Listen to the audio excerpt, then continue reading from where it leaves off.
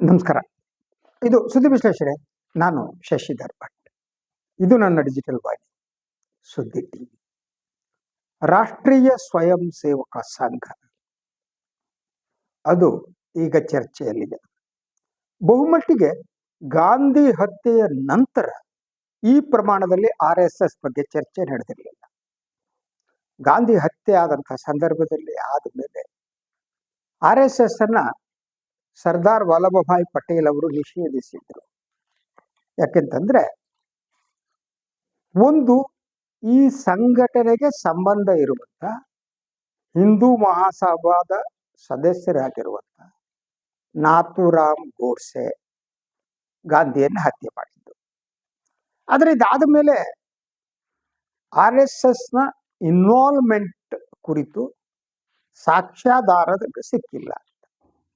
ಸಾಕ್ಷ್ಯಾಧಾರ ಸಿಕ್ಕಿಲ್ಲ ಅನ್ನುವ ಕಾರಣಕ್ಕಾಗಿ ಈ ಸಂಘಟನೆಯ ಪಾತ್ರ ಅದರಲ್ಲಿ ಇರಲೇ ಇಲ್ಲ ಅಂತ ಹೇಳೋದು ಕಷ್ಟ. ಆಗ ಬಹಳ ಗಂಭೀರವಾದ ಚರ್ಚೆ ನಡೀತಾ ಇತ್ತು. RSS ಸದಸ್ಯರಾಗುವುದಿದೆಯಲ್ಲ, ಅದೇ ದೇಶದ್ರೋಹದ ಕೆಲಸ ಅನ್ನುವ ನಂಬಿಕೆ ಕೂಡ ಇತ್ತು. ಯಾಕೆಂದ್ರೆ ಸ್ವಾತಂತ್ರ್ಯ ಹೋರಾಟದ ಜೊತೆಗೆ ಯಾವುದೇ ಸಂಬಂಧವನ್ನ ಇಟ್ಟುಕೊಳ್ಳದ RSS ಬ್ರಿಟಿಷ್ ರನ್ನ ಬೆಂಬಲಿಸ್ತಾ ಬಂದಿತ್ತು. ಭಾರತಕ್ಕೆ ಸ್ವಾತಂತ್ರ್ಯ ಬೇಕಾಗಿಲ್ಲ, ಬ್ರಿಟಿಷರೇ ಇರಬೇಕು ಅನ್ನೋದು ಅವ್ರ ವಾದ ಆಗಿತ್ತು.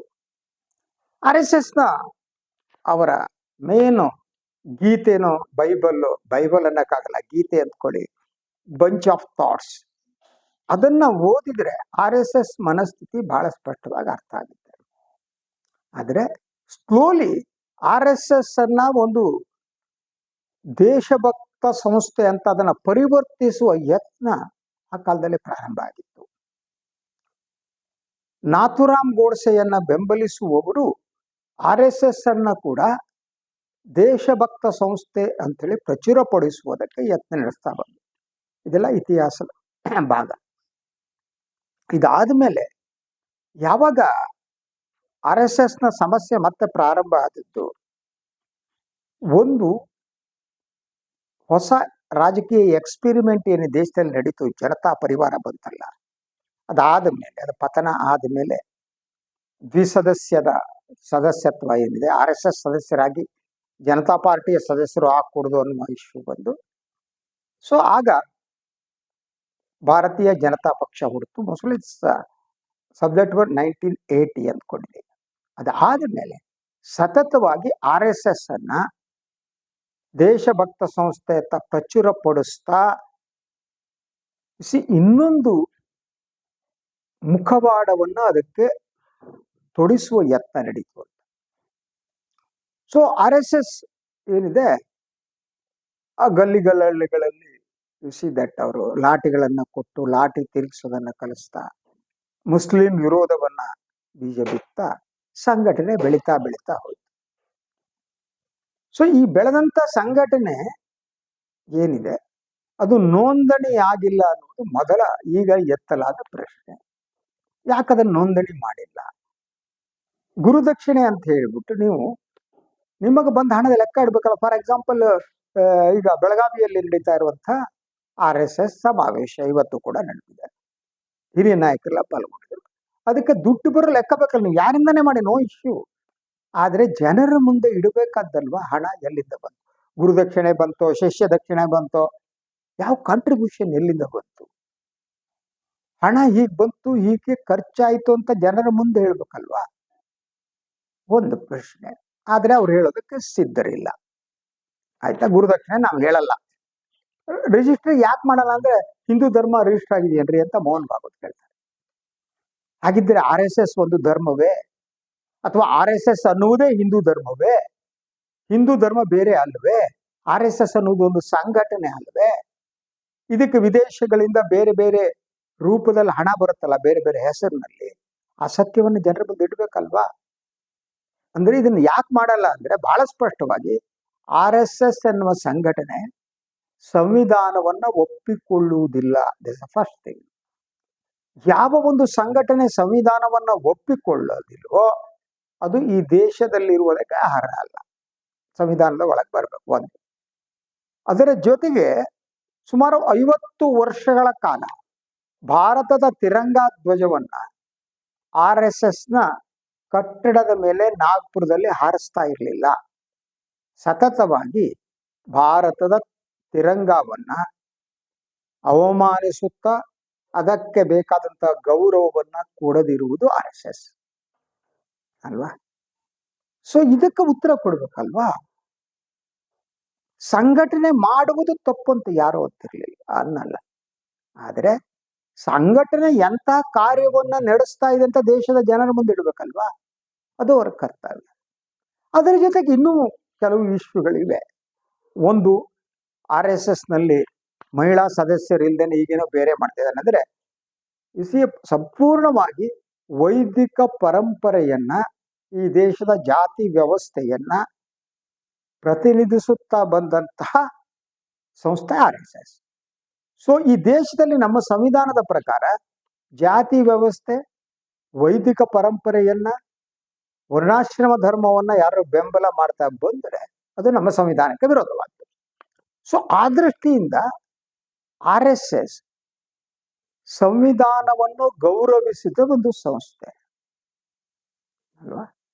ಅದರ ಜೊತೆಗೆ ಅವರು ಎಲ್ಲೋ ಒಂದು ಕಾರ್ಯಕ್ರಮವನ್ನು ನಡೆಸ್ತಾರೆ. ದೊಡ್ಡಗಳು ಈಗ ಬೆಳಗಾವದಲ್ಲಿ ನಡೆಸ್ತಾ ಇದ್ದಾರೆ. ಅದಕ್ಕೆ ನೀವು ಪೊಲೀಸರಿಂದ ಒಪ್ಪಿಗೆ ಪಡಿಬೇಕಾದದ್ದು RSS ಸಂಘಟನೆಯಿಂದ ಒಪ್ಪಿಗೆ ಪಡಿಬೇಕು, ಅಥವಾ ಇನ್ಯಾವುದೋ ಇಂಡಿವಿಜುವಲ್ ಆದ ಬೇರೆ ವ್ಯಕ್ತಿಗಳ ಹೆಸರಿನಲ್ಲಿ ನೀವು ಒಪ್ಪಿಗೆಯನ್ನು ಪಡಿತೀರೋ? ಯಾಕೆಂದ್ರೆ ಇವರಿಗೆ ಸುರಕ್ಷತೆಯನ್ನ ಒದಗಿಸಬೇಕಾದ್ದು ಸರ್ಕಾರದ ಕರ್ತವ್ಯ. ಆ ದೃಷ್ಟಿಯಿಂದ ಸರ್ಕಾರಕ್ಕೆ RSS ಅರ್ಜಿ ಸಲ್ಲಿಸಬೇಕು ಮತ್ತು ಅದು ನೋಂದಣಿಯಾದ ಸಂಸ್ಥೆ ಆಗಿರ್ಬೇಕು. ಅದರಿಂದ ತಪ್ಪಿಸಿಕೊಳ್ತಾ ಇದೆ. ವೈ? ರಾಷ್ಟ್ರೀಯ ಸ್ವಯಂ ಸೇವಕ ಸಂಘ ಈ ದೇಶದ ಸಂವಿಧಾನವನ್ನ, ಕಾನೂನನ್ನ ಯಾಕೆ ಒಪ್ಪಿಕೊಳ್ತಾ ಇಲ್ಲ? ಅದಕ್ಕೆ ಎಕ್ಸ್ಟ್ರಾ ಒಂದು ಶಕ್ತಿ ಇರುವಂತ ಇದನ್ನೆಲ್ಲ ಮೀರಿದ್ದ ಈ ಪ್ರಶ್ನೆಗಳಿಗೆ ಉತ್ತರ ನೀಡಬೇಕಲ್ವಾ? ಈಗ ನೋಡಿ, ಪ್ರಿಯಾಂಕಾ ಖರ್ಗೆ ಅವರು ಕೆಲವು ಪ್ರಶ್ನೆಗಳನ್ನ ಎತ್ತಿದ್ದಾರೆ. ಹಾಗೆ ಈ ದೇಶದಲ್ಲಿ ಹಲವರು ಈ ಕುರಿತು ಪ್ರಶ್ನೆಗಳನ್ನು ಎತ್ತಾನೆ ಬಂದಿದ್ದಾರೆ. ಕೇವಲ ಪ್ರಿಯಾಂಕಾ ಖರ್ಗೆ ಮಾತ್ರ ಅಲ್ಲ. ನೀವು RSSನಲ್ಲೇ ಇದ್ದಂತ AK ಸುಬ್ಬಯ್ಯನವರು RSS ಬಗ್ಗೆ ಬರೆದಿರುವ ಪುಸ್ತಕವನ್ನು ಓದಿದ್ರೆ ಅದು ಹೇಗೆ ಅಂತ ಗೊತ್ತಾಗುತ್ತೆ. ಅದೇ ರೀತಿ ದೇವನೂರು ಮಹಾದೇವ ಅವರು ಬರೆದದ್ದು, RSSನ ಒಳಗಡೆ ಇರುವವರು ಹಲವರು ಹೊರಗಡೆ ಬಂದ ಮೇಲೆ RSSನಲ್ಲಿ ಏನ್ ನಡೆಯುತ್ತೆ ಅಂತ ಹೇಳಿರುವುದು. ಇದನ್ನೆಲ್ಲ ಗಮನಿಸಿದಾಗ RSS ನೋಂದಣಿ ಆಗ್ಬಿಟ್ರೆ ಏನೋ ಪ್ರಾಬ್ಲಮ್ ಇಲ್ಲ ಅಲ್ವಾ? ಯಾಕೆ ಮಾಡ್ತಾ ಇಲ್ಲ? ಅದರ ಜೊತೆಗೆ ಬರುವ ಅನುಮಾನಗಳೇನು ಅಂದ್ರೆ ಈ ಸಂಸ್ಥೆ ಭ್ರಷ್ಟರಹಿತವಾಗಿದೆ ಮತ್ತು ಈ ಸಂಸ್ಥೆಯಲ್ಲಿ ಇರುವವರೆಲ್ಲ ಭ್ರಷ್ಟಾಚಾರ ಮಾಡುತ್ತಿಲ್ಲ ಅನ್ನೋದು ನಂಬುವುದು ಹೇಗೆ ಅನ್ನೋ ಪ್ರಶ್ನೆ ಕೂಡ. ಅದಕ್ಕೆ ಲೇಟೆಸ್ಟ್ ಉದಾಹರಣೆಯೊಂದಿಗೆ ನಾನು ಮಾತಾಡ್ತೀನಿ. ಒಂದು, ಯಾವಾಗ ಯು ಸಿ ದಟ್ RSS ಅಲ್ಲಿ ಅವರು ಯಾರ್ಯಾರು ಅಲ್ಲಿ ಸರ್ವಿಸ್ ಅನ್ನ ಮಾಡಿ ವಿಶ್ವ ಹಿಂದೂ ಪರಿಷತ್ತಿಗೆ ಬರ್ತಾರೆ. ವಿಶ್ವ ಹಿಂದೂ ಪರಿಷತ್ ಅವರದ್ದೇ ಇನ್ನೊಂದು ಸಂಘಟನೆ ಅಲ್ವಾ? ಅವರು ವಿಶ್ವ ಹಿಂದೂ ಪರಿಷತ್ತಿಗೆ ಬಂದವರೇನೆ ಈ ರಾಮ ಜನ್ಮಭೂಮಿ ಟ್ರಸ್ಟ್ ನಲ್ಲಿ ಇದ್ದವರು, ವಿಶ್ವ ಹಿಂದೂ ಪರಿಷತ್ ಸದಸ್ಯರು. ಅದ್ರ ಮೂಲ RSSನವರೇ. ಸೊ ಅಲ್ಲಿನೇ ಈ ದೇವರ ದುಡ್ಡನ್ನ ಹೊಡೆಯುವ ಕೆಲಸ ಆಗಿದೆ ಅಂತ ಆದ್ರೆ ಈಗ ಉಳಿದಂತೆ ಅವರ ವ್ಯವಹಾರ ಪ್ರಾಮಾಣಿಕವಾಗಿದೆ ಅಂತ ನಂಬುವುದು ಹೇಗೆ? ಅದನ್ನು ನಂಬಿಸಬೇಕಾದ್ದು RSS ಕೆಲಸ ಅಲ್ವಾ? RSS ಒಂದು ಪ್ರಾಮಾಣಿಕ ಸಂಸ್ಥೆ ಆದ್ರೆ yes, they have a right. ಆದ್ರೆ ಆ ಸಂಸ್ಥೆಯ ಹಣಕಾಸು ವ್ಯವಹಾರಗಳು ರಹಸ್ಯವೂ ನಿಗೂಢವೂ ಆಗಿದ್ರೆ ಈ ದೇಶದ ಪ್ರಜೆ ಅದನ್ನು ಪ್ರಶ್ನಿಸ್ಬೇಕಲ್ವಾ? ಯಾಕೆ ಅದು ನಿಗೂಢವಾಗಿದೆ ಮತ್ತು ಯಾಕೆ ಅದು ರಹಸ್ಯವಾಗಿದೆ? ದೇ ಹ್ಯಾವ್ ಟು ಆನ್ಸರ್ ಅಲ್ವಾ? ಸೊ ಈ ಪ್ರಶ್ನೆಗಳು ಎತ್ತಿವೆ, ಆದ್ರೆ ಯಾವುದಕ್ಕೂ ಉತ್ತರ ಕೊಡ್ತಲ್ಲ. ಯಾಕೆ? ಒಂದು, ಈ ಬೆಳವಣಿಗೆಯನ್ನ ನಾವು ಗಮನಿಸ್ತಾ ಹೋದ್ರೆ RSS ಪ್ರಿಯಾಂಕ್ ಖರ್ಗೆ ಅವರು ಕೇಳಿದ ಪ್ರಶ್ನೆಗಳಿಗೆ ಮಹತ್ವ ನೀಡದಿರುವುದಕ್ಕೆ ಒಂದು ತೀರ್ಮಾನಕ್ಕೆ ಬಂದಂತೆ ಬಿಜೆಪಿ ಅಂಡ್ RSS. ಅಂದ್ರೆ ಈ ಪ್ರಶ್ನೆಗಳನ್ನ ನೆಗ್ಲೆಕ್ಟ್ ಮಾಡಬೇಕು, ನಿರ್ಲಕ್ಷಿಸಬೇಕು. ಯಾಕಂದ್ರೆ ಉತ್ತರ ಕೊಡುವುದಕ್ಕೆ ಸಾಧ್ಯ ಆಗದಿರುವ ಸಂದರ್ಭದಲ್ಲಿ ನಿರ್ಲಕ್ಷ್ಯ ಅನ್ನೋದು ಬರುತ್ತೆ. ಸೊ ಆದ್ರಿಂದ ಇಲ್ಲಿ ನನಗೆ ಅನ್ನಿಸುವ ಹಾಗೆ ಮೊದಲನೇದಾಗಿ ಅವರು ಉತ್ತರ ಕೊಡೋದಕ್ಕೆ ಸಾಧ್ಯ ಆಗದಿರುವುದರಿಂದ ನಿರ್ಲಕ್ಷ್ಯ ಮಾಡ್ತಾರೆ. ಅವ್ರ ಬಳಿ ನಿಜವಾಗಿ ಉತ್ತರ ಇದ್ದಿದ್ರೆ ಉತ್ತರ ಕೊಡ್ತಾ ಇದ್ರು. ನೋಂದಣಿಂತ ಕಾರಣಕ್ಕೆ ಮಾಡಿಲ್ಲ ಕಣ್ರಿ, ಮಾಡಲ್ಲ ನಾವು, ಇದು ಕಾರಣಗಳು ಹೇಳ್ಬೋದಾಗಿತ್ತಲ್ವಾ, ಅದನ್ನು ಹೇಳ್ತಾ ಇಲ್ಲ. ಇನ್ನು ಅವರು ಯಾವ ರೀತಿ ವಾದವನ್ನ ಮಾಡ್ತಾ ಹೋಗ್ತಾರೆ ಅಂದ್ರೆ ಸುಳ್ಳುಗಳನ್ನು ನೋಡಿ. ನಮ್ಮದು ರಾಜಕೀಯ ಸಂಘಟನೆ ಅಲ್ಲ, ನಾವು ರಾಜಕೀಯ ಸಂಘಟನೆ ಆಗಿರಲ್ಲ, ಸಾಂಸ್ಕೃತಿಕವಾದ ಸಂಘಟನೆ ನಮ್ಮದು ಅಂತ ವಾದ ಮಾಡ್ತಾರೆ. ಈ ಸುಳ್ಳುಗಳನ್ನ ನೋಡಿ. ಆದ್ರೆ ಅವರ ರಾಜಕೀಯ ಮುಖವಾಡ ಅಂದ್ರೆ ಬಿಜೆಪಿ. ಇದು ಎಲ್ಲಾ ಕ್ಷೇತ್ರದಲ್ಲೂ ಅವರು ಸಂಘ ಪರಿವಾರ ಅಂತ ಹೇಳೋದು ಅದಕ್ಕೇನೆ.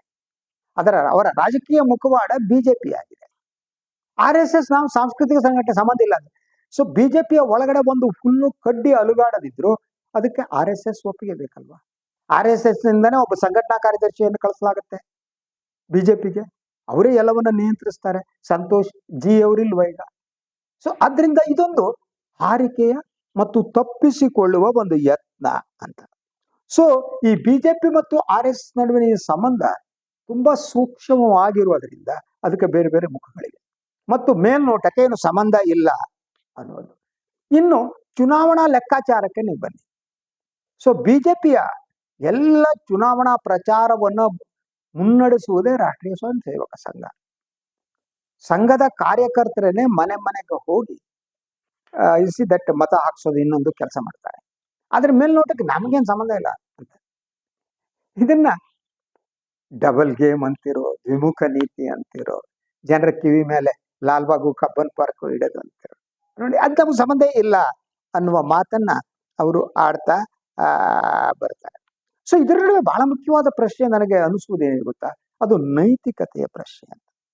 ನೈತಿಕ ದೃಷ್ಟಿಯಿಂದ ನೋಡಿದ್ರೆ ಮತ್ತು ಕಾನೂನು ದೃಷ್ಟಿಯಿಂದ ನೋಡಿದ್ರೆ RSS ಎಲ್ಲವನ್ನ ಬಹಿರಂಗಪಡಿಸ್ಬೇಕು. ಯಾಕಂದ್ರೆ ವಿಶ್ವದ ನಮ್ಮದು ಅತಿ ದೊಡ್ಡ ಸಂಸ್ಥೆ ಅಂತ ಕ್ಲೇಮ್ ಮಾಡುತ್ತೆ.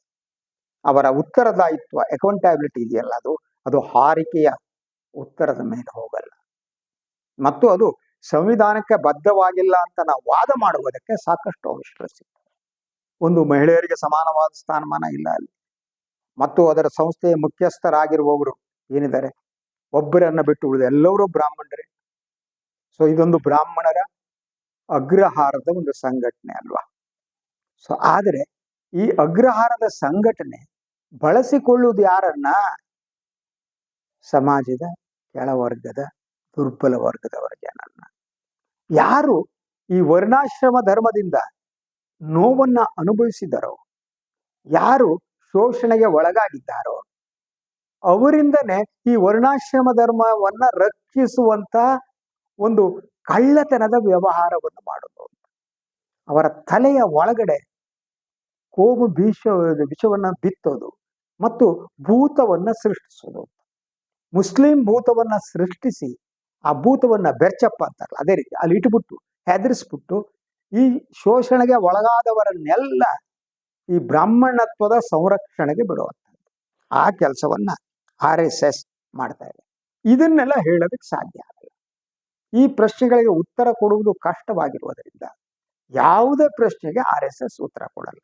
ಈಗ ಸೊ ಒಂದು ಪ್ರಿಯಾಂಕ್ ಖರ್ಗೆ ಅವರು ಕೇಳಿರುವ ಪ್ರಶ್ನೆ, ಆದ್ರೆ ಈ RSS ಸಂಘಟನೆ ಏನಿದೆಯಲ್ಲ ಅದರ ನಿಗೂಢ ರಹಸ್ಯಗಳು ಹಾಗೆ ಮುಂದುವರಿತವೆ. ಯಾಕಂದ್ರೆ ಅವರಿಗಿರುವ ನಿಗೂಢ ಬೆಂಬಲವೇ ಇದಕ್ಕೆ ಕಾರಣ. ಒಂದು ರಾಜಕೀಯ ಬೆಂಬಲ, ಎರಡು ಮಾಧ್ಯಮದ ಬೆಂಬಲ, ಮೂರು ನ್ಯಾಯಾಂಗದ ಬೆಂಬಲ, ಮತ್ತು ಯಾರು RSS ನನ್ನ ಪ್ರಶ್ನೆ ಮಾಡ್ತಾರೋ ಅವರನ್ನ ದೇಶದ್ರೋಹಿಗಳು ಅನ್ನುವ ಪಟ್ಟ ಕಟ್ಟುವುದಿದೆ. ಇವನ್ನು ಕೆಲವು ವಿಚಾರಗಳಲ್ಲಿ RSS ಅನ್ನುವುದು ದೇಶಭಕ್ತ ಸಂಸ್ಥೆ ಅಂತ ಹೇಳಿ ನ್ಯಾಯಾಂಗವೇ ಒಪ್ಪಿಕೊಂಡು ತನ್ನ ಅಭಿಪ್ರಾಯ ವ್ಯಕ್ತಪಡಿಸುವಂತಹ ಒಂದು ದಯನೀಯ ಸ್ಥಿತಿಯಲ್ಲಿ ನಾವಿದ್ದೇವೆ. RSS ಹಾಗಲ್ಲ ಅಂದವ್ರನ್ನೇ ದೇಶದ್ರೋಹಿಗಳು ಅಂತ ಅನ್ನೋದು. ಅಂದ್ರೆ ಏನು ಮೋಹನ್ ಭಾಗವತ್ ಅವರು ಹೇಳಿದ ಮಾತಿಗೆ ಅದಕ್ಕೆ ಬರ್ತೀನಿ, ಹಿಂದೂ ಧರ್ಮ ರಿಜಿಸ್ಟರ್ ಆಗಿದೆ ಅಂತಾರಲ್ಲ, ಅಂದ್ರೆ ಹಿಂದೂ ಧರ್ಮವೇ RSS ಹಿಂದೂ ಧರ್ಮ. ಆದ್ರಿಂದ RSS ಏನ್ ಹೇಳುತ್ತೋ ಅದೇ ಹಿಂದೂ ಧರ್ಮದ ನಿಯಮಗಳು. ಇದನ್ನ ಸಮಾಜದ ಸಾಮಾನ್ಯ ಜನ ಒಪ್ಪಿರುವುದು ಮಾತ್ರ ಅಲ್ಲ, ರಾಜಕಾರಣಿಗಳು ರಾಜಕೀಯ ಲಾಭಕ್ಕಾಗಿ ಒಪ್ಪಿರುವುದು ಮಾತ್ರ ಅಲ್ಲ, ಈ ದೇಶದ ಮಾಧ್ಯಮಗಳು ಇದನ್ನೇ ಪ್ರಚುರಪಡಿಸುತ್ತಿರುವುದು ಮಾತ್ರ ಅಲ್ಲ, ನ್ಯಾಯಾಂಗ ಕೂಡ RSS ಅನ್ನ ಒಂದು ದೇಶಭಕ್ತ ಸಂಸ್ಥೆ ಮತ್ತು ಅದನ್ನು ಪ್ರಶ್ನಿಸುವುದು ದೇಶದ್ರೋಹ ಅನ್ನುವ ಅಭಿಪ್ರಾಯವನ್ನು ಹೊಂದಿದೆಯಾ ಅನ್ನುವ ಪ್ರಶ್ನೆ ನನ್ನನ್ನ ಹೆಚ್ಚು ಆಘಾತಕ್ಕೆ ಉಂಟು ಮಾಡ್ತಾ ಇದೆ. ಸೊ ಅದರಿಂದ ಗಾಂಧಿ ಹತ್ಯೆಯ ಆರೋಪ ಹೊತ್ತಂತಹ ಅದರಿಂದ ಹೊರಗೆ ಬಂದಂತಹ ಒಂದು ಸಂಸ್ಥೆ ದೇಶಕ್ಕೆ ಸ್ವಾತಂತ್ರ್ಯ ಬಂದ 7 ದಶಕಗಳ ಹೊತ್ತಿಗೆ ಒಂದು ದೇಶಭಕ್ತ ಸಂಸ್ಥೆಯಾಗಿ ಪರಿವರ್ತನೆಯಾದಂತಹ ಪವಾಡ ಅದು ಇಂಡಿಯಾದಲ್ಲಿ ಮಾತ್ರ ಜಯಿಸೋ ಆಗ ಸಾಧ್ಯ. ಯಾಕಂದ್ರೆ ಇಂಡಿಯಾದ ಸ್ಥಿತಿ ಹಾಗೆ ಇದೆ. ಇದು ಇವತ್ತಿನ ಸುದ್ದಿ ವಿಶ್ಲೇಷಣೆ. ಇನ್ನೊಂದು ವಿಚಾರದಾಗ ಮತ್ತೆ ಬರ್ತೀನಿ. ನಾನು ಮಾಹಿತಿ ಲೈಕ್ ಮಾಡಿ, ಸಬ್ಸ್ಕ್ರೈಬ್ ಮಾಡಿ, ಬೆಲ್ ಐಕಾನ್ ಪ್ರೆಸ್ ಮಾಡೋಕೆ ಮರಿಬೇಡಿ. ಹಾಗೆ ಸಾಧ್ಯ ಆದರೆ ಸಹಾಯ ಮಾಡಿ ಸ್ವತಂತ್ರ ಪತ್ರಿಕೋದ್ಯಮವನ್ನು ಉಳಿಸಿ ನನ್ನನ್ನು ಆಶೀರ್ವದಿಸಿ. ಎಲ್ಲರಿಗೂ ನಮಸ್ಕಾರ.